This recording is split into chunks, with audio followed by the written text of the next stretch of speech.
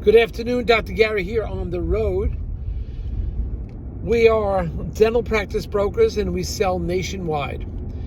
Today's topic is, how do you handle a seller of a dental practice that says, I'm sticking to my price, and if they don't buy it, I'm not selling. Let's get into that. What's the best way to do it? Anyway, so we are now selling in dental practices in 28 states. We've been doing this for 13 years.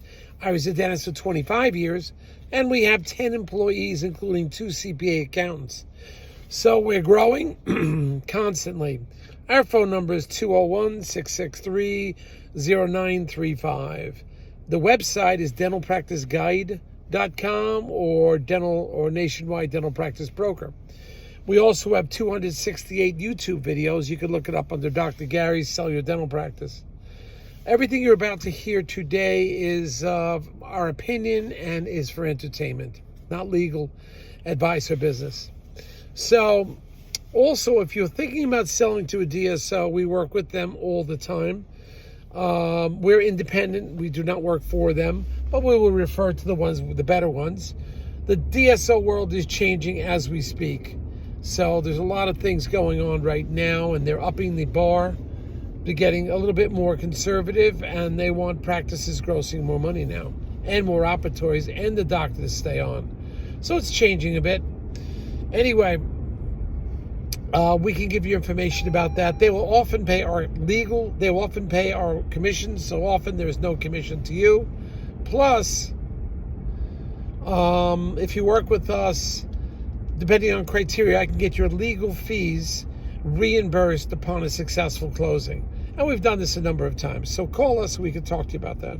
So today's topic is, what do you do when the seller of a dental practice insists that he is not selling if he doesn't get, or she doesn't get, the top dollar that they want? This particular instance is real estate and dental office. Well, if first and foremost, when it comes to real estate, as you know, the bank is only going to finance X number of dollars based on a third-party appraisal.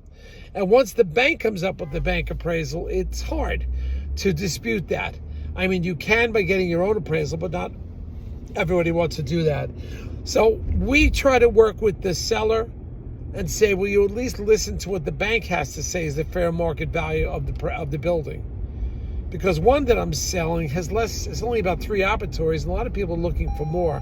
Maybe we could figure out what the growth potential is. But you've got to be able to communicate to the seller, and this is what the broker does. Communicate on their level. You know, say, I don't think the bank's going to approve a dollar amount. But if it is over that amount and the buyer doesn't have the money, sometimes the seller will carry a small mortgage, 5%. That's not too bad. 10% maybe, but then you become cautious after that.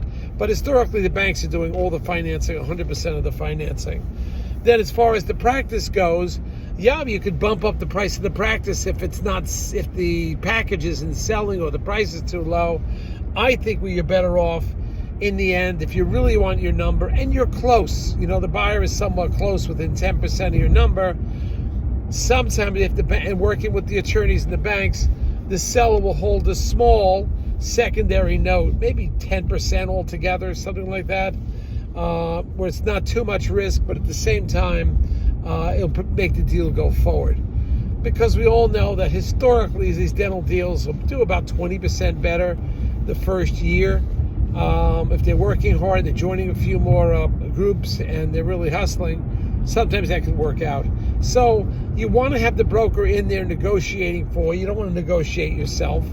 In 1 mile, you try to put the deal together, and that's it. But you have to have different strategies. You have to have the right attorneys, the right bank.